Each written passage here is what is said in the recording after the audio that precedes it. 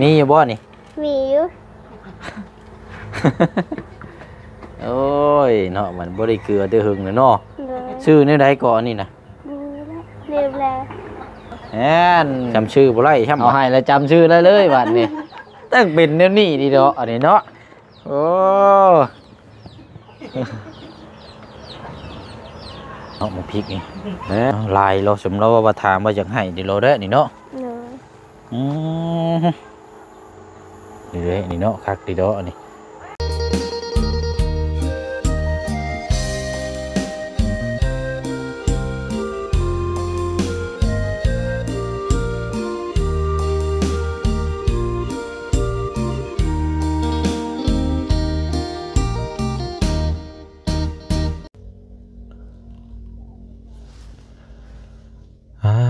คือเป็นสีมัวๆคึมๆแท้เด้พี่น้องเนาะดูว่ายังอยู่แต่ในรถบ่ดูว่าจังไดอันนี้เนาะมันก็บ่แม่นแล้วล่ะพี่น้องเนาะเพราะว่ามันก็ช่วงค่อยค่ำลงแรงแล้วก็บวกกับฟ้าฝนก็ตกแท้ตกว่ามื้อนี้ก็อยู่ทางเซโปนเฮาพี่น้องเนาะรอบเที่ยงแล้วก็รอบแรงรอบค่ำรอบมืดอีกนี่ตามที่ผู้เสียงเบิ่งนี่พี่น้องเนาะเอาก็เลยนี่แหละพี่น้องเนาะบ่เป็นหยังพี่น้องขอให้เวียกงานดูดวงไปด้วยดีก็โอเคแล้วเนาะพี่น้องเนาะกลับเข้ามาเนาะพี่น้องเนาะในรอบครึ่งเดือนแล้วจักเนาะพี่น้องเนาะบ่ได้เข้ามาหาทางน้องเพิ่นเนาะหรือว่าเคสของทางน้องปูนาที่พี่น้อง FC ที่ฮู้จักนำกันเนาะพี่น้องเนาะมื้อนี้ก็พอดีเข้ามาหาก็มีทางผู้ใหญ่ใจบุญพี่น้องเนาะฝากความคิดฮอดคิดถึงมาหาทางน้องปูนามื้อนี้กับพี่น้องเนาะจากหน้าดุจิพงษ์แสงทองเนาะเพิ่นก็อยู่เขตทางบางตลาดอยู่อำเภอปากเกร็ดพุ่นแหละพี่น้องเนาะแถวนนทบุรีฝากความคิดฮอดคิดถึงอีกกำลังใจนึงเนาะเดี๋ยวจังมอบให้ทางน้องเพิ่นเนาะพี่น้องเนาะมาลงไปทักทายสบายดีน้ำกันเนาะพี่น้องเนาะเลยเนาะตั้งแต่เขาเฮ็ดของน้ำของในแล้วก็บ่ได้เข้ามาพี่น้องเนาะเพราะว่าก็เวียกงานการสร้างก็โอเคแล้วนะพี่น้องเนาะช่วงนี้เพิ่นก็ปลูกให้ปลูกหยังหรือว่าจังใดเนาะเดี๋ยวถามน้ำกันเอาสบายดีเด้อพี่น้องเด้อเนาะเบิดสุขุสุคนพี่น้องเนาะพบเจอกันอีกคือเก่าคือเดิมนี่แหละพี่น้องเนาะมันอยู่ไหนอันนี้เนาะโอ้มารอบเที่ยงบ่เจอเนาะเขามารอบแรงบาดนี้คันบ่เจอนี่โยจักย่ำแล้วสิได้มาบาดนี้เอาเนาะสบายดีทางพี่น้องเด้อเป็นยังไงอันนี้เนาะไม่กระเบิดเด้นี่พี่น้องไม่เบิดเสียงเลยเสียงเปลี่ยนไม้ก่อนแป๊บนึงเอาเนาะยันบ่ได้ยินเสียงพี่น้องเพราะว่าไม้ตัวนั้นมันเบิดแบตกินนี่เนาะเป็นยังไงนะไผอยู่ในพุ่นน่ะพ่อกับแม่ไปเข้าไปหาแล้วก่อนเข้าไปในพุ่นแหละฝนกระตก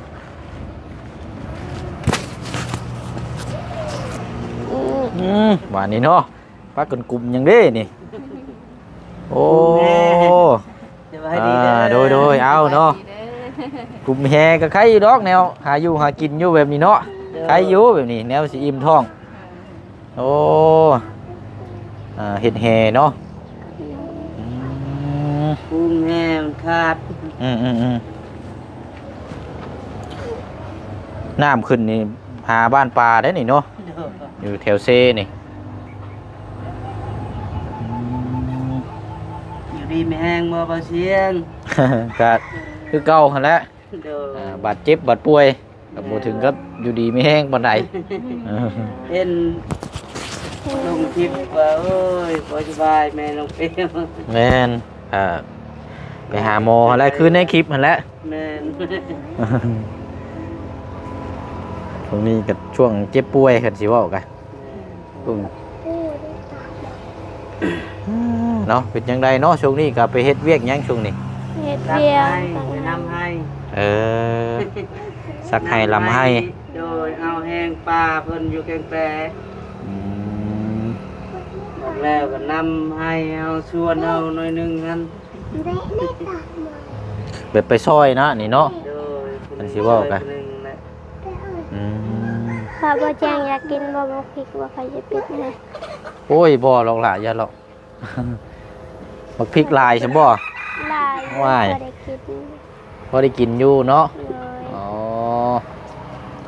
เอาโลกกาไว้ขายก็ได้เนาะเว้นอย่างเราบ่เชียงยังบ่ทันในเมื่อเดินเมื่อมันสีเหี่ยว เนาะโชคดีทั้งอันลูกเต้าได้สายบ่ได้นั่นบ่อยู่ดีมีแห้งเบิดอยู่บ่ โอ้ย อืมทั้งน้องปูนานี่เป็นนี่ได้เด้การทำการเฮียน สอบแล้วเรียบร้อยแล้วบ่ โดยสอบแล้วเรียบร้อยแล้วก็ อาจารย์บอกว่าเขาอยากทายปีแล้วขึ้นห้องบ่ได้แล้วอ่ะ อ้าว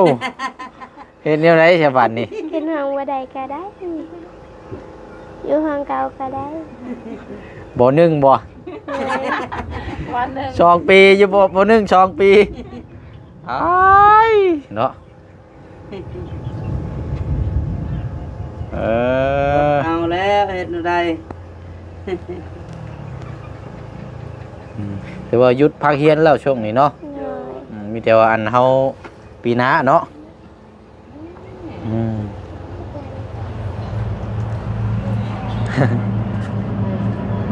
อยู่พี่น่ะเป็นเฮแบบเคลื่อนยางเนาะพี่เนาะ เดี๋ยว อยู่บ้านน่ะจะเป็นผายเด้ แม่ ผาย ทายอันกันมาคือลาบเหมือนยากแก แม่นแก้ยากนั่นน่ะอุ้ยหกตะนายอืม อันนี้ง่าย มันอยากหกเครือเนาะเออ เป็นลายใส่แฮตัวนี้แหละ แม่นเอาเนาะหนึ่งข้าวหนึ่งน้ำแล้วบ่เฮ็ดอยู่เฮ็ดกินแล้วเบิดแล้วบ่ เลย แม่ น้ ก็ อง เลื ด อ อก แต่ แก้ ไง วน้องดอกแก้วนี่ขาวแล้ว เดี๋ยวว่าไปซอยแห้งเนาะช่วงนี้กะ เดี๋ยว ซอยเวียกซอยแห้งซอยกันโอเคเนาะว่าผลกระตกกับบ่ค่อยน้ำปลาไดเนาะ หักตรงนี้แหละตุกคนตุก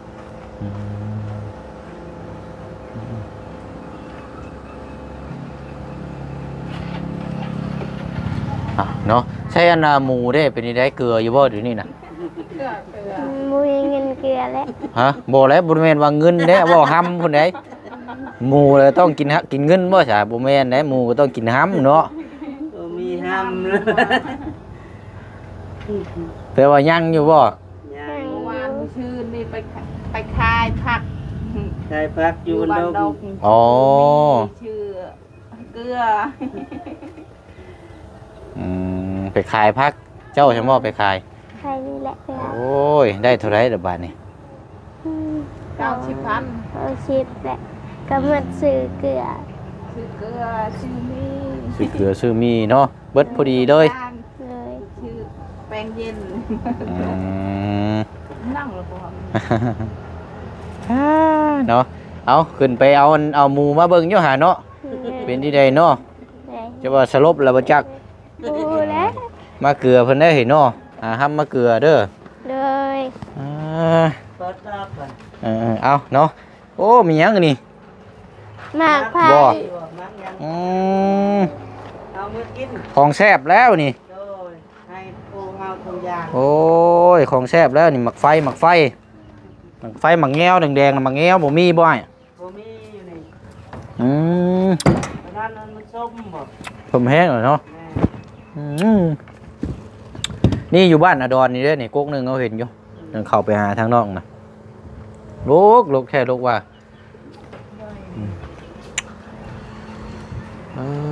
เอาบรรยากาศ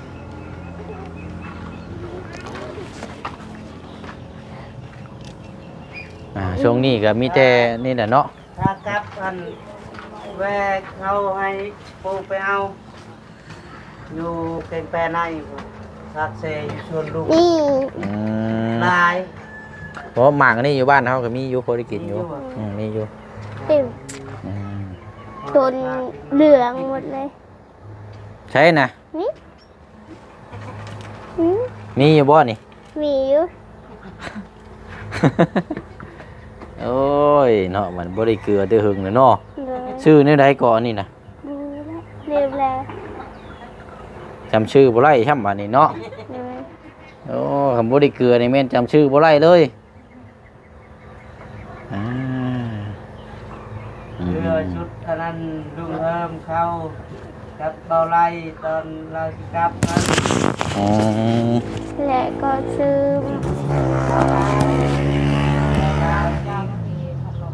อืม คือพัดลมเรือนั้นเรือนี้แหละ อืม เรือที่เขาซื้อเบาลาคนซื้อพัดลมใหม่เรือมูอีก เกลือหมูเนาะ เออเอาเนาะ ใครอายุยังเป็นโตอยู่เนาะคันว่ามันแตกนะพอแห้งเนาะเออบ่ได้เกลือซ้ำ โดนแล้วก็ได้แก่ เนาะว่าอะไรกับเป็ดไก่กาแล้วนี่เนาะลายเด้นี่เนาะ ยังเหลือ14ตัวแล้วกับตัวน้อยเนี่ย เกลือแล้วบ่ ยังไม่ได้เกลือ แต่ส่วนลายเป็ดนี่สิกินแต่ห้ำเนาะพวกนี้เนาะอืมโอเคเอาเดี๋ยวจังน้อยจังเบิ่งกันเจ้ายังบ่ทันได้เกลือบ่ เลย เดี๋ยวจังน้อยจังเกลือเนาะ เลย มีห้ำอยู่บ่อ้าวบ่ได้เกลือซ้ำบัดนี้เนาะ เลย เฮาจะบ่ได้กินซ้ำอันนี้เนาะ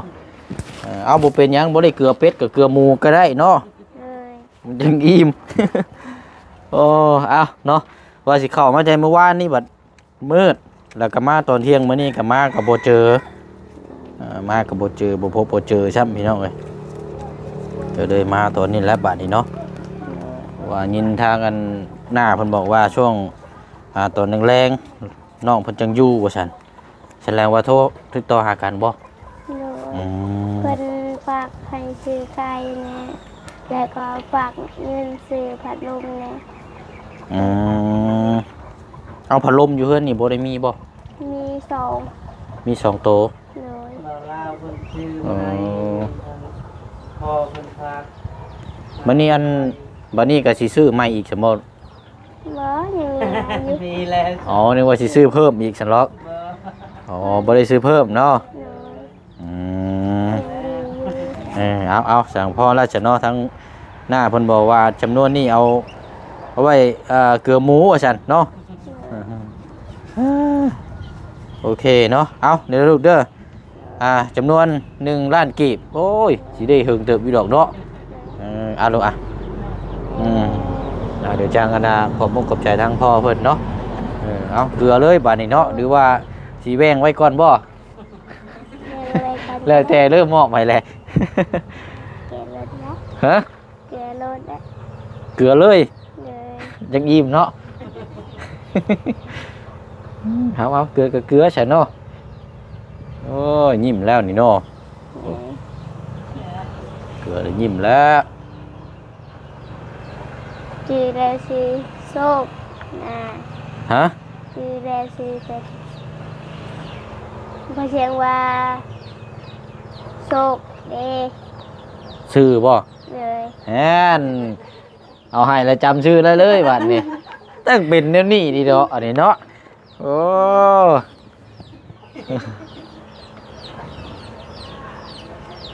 แล้วนี่เนาะ คิดแล้ว มอบตัวนี้ให้โล่งเลยเนาะ เลย จำชื่อได้เลยอุ้ยนี่แหละเป็นห้องหัวกะทิ เอาเนาะเกลือเพิ่นเนาะ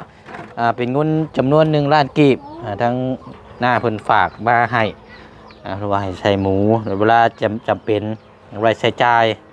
เนาะอยากซื้อหยังก็ซื้อนะแต่ว่าเพิ่นว่าเอามาใส่หมูนี้ว่าซั่น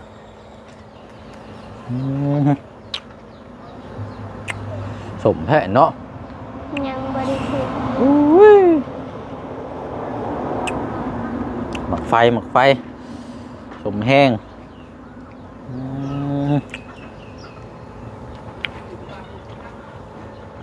หมักม่วงไฟอยู่ส่วนเพชรลาย สมแห้งโอ้เนาะหักแล้วบาดนี้เนาะ เลย เอาเบิ่งบ่เสียงไปเอามีมาให้ก่อนอันนั้นให้เพิ่นเกลือมื้อนี้ก่อน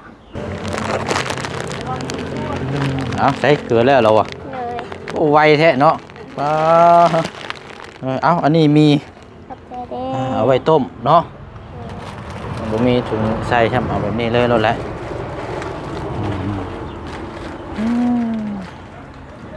เอาบัดนี้เนาะเอาขึ้นไปไว้บัดนี้เนาะโอ้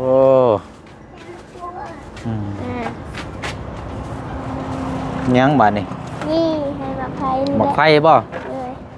ย สิบ่เลยเล่นคักบ่มแรง หวานอยู่บ่ แปลว่าสำหรับคนมักเปรี้ยวนี่ก็ได้อยู่เปรี้ยวสมแต่คนส่วนหลายก็จะมักหวานนั่นแหละมันกินง่าย มะม่วงบ่ได้กินเลย บ่เอาก็ได้ดอกม่วง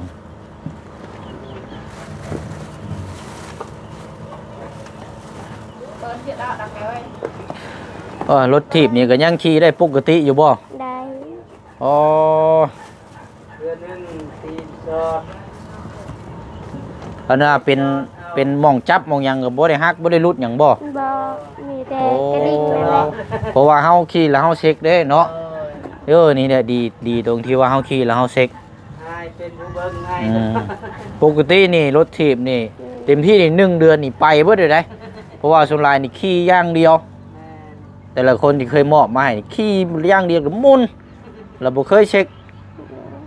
เมื่อวานนี่ก็ประตูอาเรียไปหน่อยสีเดียวกันนี่แหละยังบ่ทันได้พอคำครับน็อตรุดออกก็ถึก จับมองใดก็มีแต่รุดเฮียจับมองตะกร้าก็น็อตเฮียรุดโอ้ยชะเป็นกับผู้ดูแลเนี่ยแล้วต้องหันตลอดเนาะต้องดูแลว่าการขี่กันอย่างมันเคลื่อนย้ายเนาะไปพาไปเบิ่งสวนก่อนซะเนาะ เลย บ่ได้ป้ายแต่หึงได้พี่น้องเบิ่งสวนผักสวนหญ้าเราก่อนเดี๋ยวจังอ้อมมาพี่แล้วกันเป็นจังหวะเดินทางบัดนี้เนาะเบิ่งมึกพริกก่อนเนาะยังได้งามอยู่บ่ ก็หางก็ฝนตกนี่แหละโดดลายมือแล้วแดดแห้งนี่มันแนดไก่ที่สุกแล้วแหละ โอ้ผักบุ้งเนาะอยู่ในหนองนะคักดีเนาะนี่ ผักบุ้งมันแนด โอ้มึงนัดเป็นหมากเลย เลย3 แถวนี่แหละ กินหมากแล้วนี่เนาะ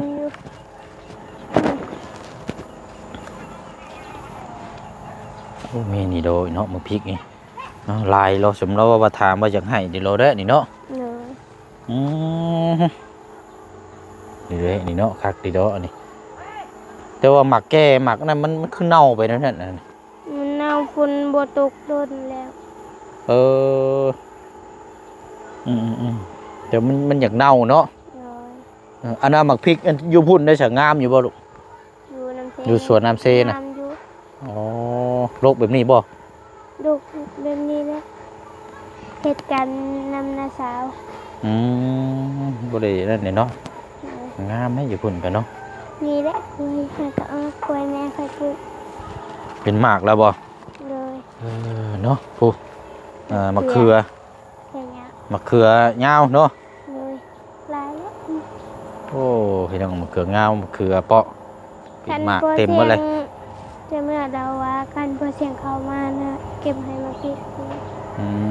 เอาเบิ่งก่อนเนาะ เลย เพิ่มเติมจังได๋จังว่ากันอีกเทื่อนึงเนาะ เลย ช่วงนี้การไปปักให้ยังน้ำแม่ใช่บ่ช่วงนี้กัน โน่กับอายและกับแม่ เฮ็ดหยังแน่ลูก ฟังให้แล้วก็ตอนเที่ยงนะก็กินข้าวแล้วก็พักประมาณ2 โมงแล้วก็เขาที่เขาเฮ็ดที่ เฮ็ดแต่เวียกเนาะไปแต่จังโมงอ่ะตอน ไปตอนเช้า ไปแต่เช้าเลย เลย แล้วก็ตอนแรงก็ประมาณมาช่วงนี้เนาะ เลย โอ้ถ้าเราไปพุ่นก็กินข้าวอีพุ่นเด้อนะเนาะ เลยน้ำเทขึ้นแห้งเลย ใกล้สิแล้วแล้วบ่ของเจ้าเวียกจุมเจ้าจ้ะ แล้วอยู่แต่ยังอีกให้ยังซองให้อีกตาสาว โอเคยังอีกบ่หลายหรอกเนาะ โอ้เอาเนาะไปซะเนาะได้ชมสวนผักสวนหญ้าแล้วนี่แหละพี่น้องงามไปบัดนี้กลับไปพุ่นก่อน นี่แหละหมักนานพันไปเพื่อน งัดก็เป็นหมากเลยเนาะจังน้อยนี่ก็ได้เห็นหมากมังกรเด้นี่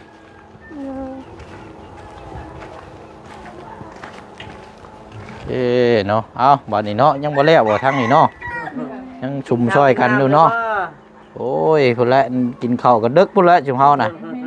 บ่ได้กินนั่นเนาะ มีแนวกินกัน เนาะเอาเนาะไปเอาได้สบายนี่สิได้เดินทางก่อนให้เนาะเอาไม่ได้ว่าอุ้มหมูก็ได้ลูกอ่ะอันฝากขอมุกขอบใจทางหน้าเพิ่นเด้อเอาหันหน้ามาพี่ก็ได้หน้าเพิ่นอยู่นนทบุรีเนาะอำเภอปากเกร็ดพี่น้องเนาะหรือว่าตำบลยางบางตลาดเนาะบางตลาดนี่แหละเนาะทางหน้าลุติพงษ์แสงทองลูกเด้อเอาฝากขอมุกขอบใจทางหน้าเพิ่นนี่ มุดถูกใจเด้อทางนาที่ฝากเงินให้ล้านประมาณ1 ล้านกีบขอให้เพิ่นอยู่ดีมีแรงสุขภาพเข้มแข็งปรารถนาสิ่งใดขอให้ได้สิ่งนั้นเด้อแล้วก็ให้เพิ่นร่ำรวยตลอดปีและตลอดไปเด้อเงินที่ฝากให้น้องปูนาทางนี้ขอให้ได้กลับคืนมา100 เท่ากันเด้อสาธุ เอาได้เนาะยามบ่ได้พบเจอนานแล้วพี่น้องเนาะบาง14ที่ติดตามก็จะลืมแล้วพี่น้องเนาะบ่ได้เข้ามานานแล้วเนาะพี่น้องก็เข้ามาชมก็ยังสิจำกันได้อยู่เนาะเอามื้อนี้เดินทางก่อนบัดนี้เด้อเอาสบายดีเนาะเอาพี่น้องเอ้ยเด้อกลับก่อนเด้อบัดนี้เด้อโอ้ยเอากลับก่อนเอาเนาะไอ้เด้อกลับก่อนบัดนี้ขอบใจลืมไม้เลยนี่เนาะเอานี่แหละเนาะสีไม้ฝาเชล่าเนาะพี่น้องเนาะพี่น้องก็เบิ่งชมได้เนาะอยากได้เฮือนหลังนี้ไปเฮ็ดเป็นแบบเบื้องต้นก็เบิ่งได้เนาะพี่น้องเนาะเฮือนทรงแบบเฮ็ดง่ายๆพี่น้องเนาะแล้วก็บ่สลอกซอกแซกเนาะสีสันก็เป็นสีไม้ลายสักทองที่ผู้เสียงเลือกสื่อมอบติดตั้งให้เราเนาะเป็นสีงามหลังคาก็จะเป็นสีฟ้าเข้ากันเนาะพี่น้องเนาะเอาโอเคเนาะคลิปนี้ก็มาเยี่ยมมายามแล้วก็มาเป็นสะพานบุญให้ทางผู้ใหญ่ใจบุญเนาะพี่น้องเนาะแล้วก็ขอบใจขอบบุญขอบคุณสาธุอนุโมทนาเด้อเนาะขอให้อยู่เย็นเป็นสุขชุกกายสุขใจปรารถนาสิ่งใดก็ขอให้ได้สิ่งนั้นเด้อเนาะจากหน้าทางฝั่งไทยเฮาเนาะพี่น้องเนาะผมขอบผมครัวเอาแล้วก็ลาไปก่อนพบพ่อกันในคลิปหน้าบ๊ายบายเด้อพี่น้องเด้อสบายดี